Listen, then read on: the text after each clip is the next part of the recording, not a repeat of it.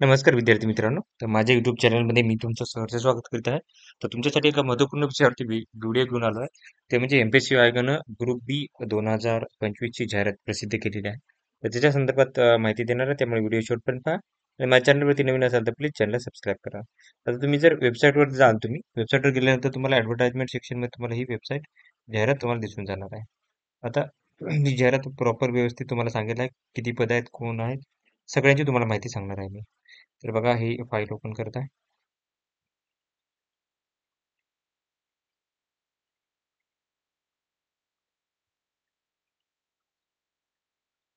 तर ही जाहिरात आहे. टोटल जर बघितलं इथं, ही परीक्षा घे घे घेता येणार आहे. 9 नोव्हेंबर रोजी घेतली जाणार आहे ही परीक्षा, ग्रुपची परीक्षा. तर ASOच्या कक्षा अधिकाऱ्याच्या 3 पदं आहेत ही. त्याच्यानंतरनं STIची 279 अशी पदं असणार आहे. त्याच्यानंतरनं टोटल 282 पदांकरिता ही जाहिरात असणार आहे. ओके, ST ही 2च पदं सध्या तरी आलेली आहेत.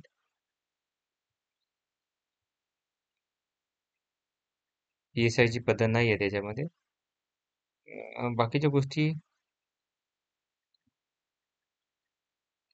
डिटेलमध्ये सांगेल मी.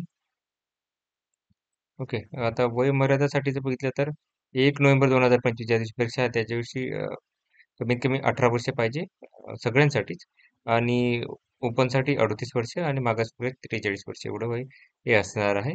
असं बाकी खेळाडूंसाठी 43 वर्ष जास्तीत जास्त असणार आहे सगळ्यांसाठी. आणि माजी सैनिक, आणीबाणी, दिव्यांग उमेदवाराच्या 45 वर्षापर्यंत राहणार. शैक्षणिक अर्हता जर बदल बोलायचं झालं तर कोणतीही पदवी तुम्हाला चालणार आहे याच्यामध्ये. त्याच्यानंतरनं जे विद्यार्थी पदवीला आहेत, ओके, तर ते पूर्व परीक्षेसाठी पात्र असतात. म्हणजे जे फायनल इयरला असतील ते. आणि मुख्य परीक्षेला जर पात्र झाले तर त्यांना त्यांना काय करायला लागेल, की तुम्हाला तिथं फॉर्म भरताना तुम्हाला डिग्री देणे आवश्यक असणार आहे. त्याच्यानंतरनं इंटर्नशिपचा अनुभव असेल अशा पदवीधारकाने ही अट मुख्य परीक्षेच्या वेळेस 20 नंबर याच्यापर्यंत पूर्ण करता आली पाहिजे, इंटर्नशिपची जर अट असेल तर. ओके.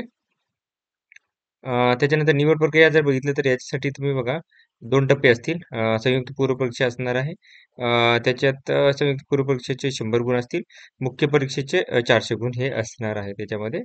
त्याच्यानंतर जर बघितलं, 2 टप्पे आहेत त्याच्यामध्ये. ओके. केवायसी करणे आवश्यक आहे. सगळ्यांसाठी केवायसी करणे.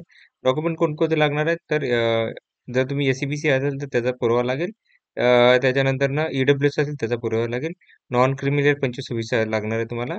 दिव्यांग असेल तर त्याचा पुरावा लागेल. माजी सैनिक असेल त्याचा पुरावा लागेल. खेळाडू असेल तर तुम्हाला त्याचा पुरावा लागेल. आणि त्याच्यानंतरनं पडताळणी अहवाल किंवा पोचपावती तुम्हाला लागणार आहे. मुख्य परीक्षेसाठी प्रमाणपत्र पडताळणी अहवाल लागणारच आहे. अनाथसाठी अनाथ लागेल. आणि राखीव महिला, खेळाडू, माजी सैनिक याच्यासाठी आरक्षण असल्यास त्याचं अधिवास प्रमाणपत्र लागणार आहे. अधिवास प्रमाणपत्र लागणार आहे. तुम्ही MPSConline.go.in याच्यावर जाऊन तुम्ही फॉर्म भरू शकता. फीज आहे ओपनसाठी ₹394 आणि कॅटेगरीसाठी ₹294 असणार आहे. नॉन रिफंडेबल फीज असणार आहे ही.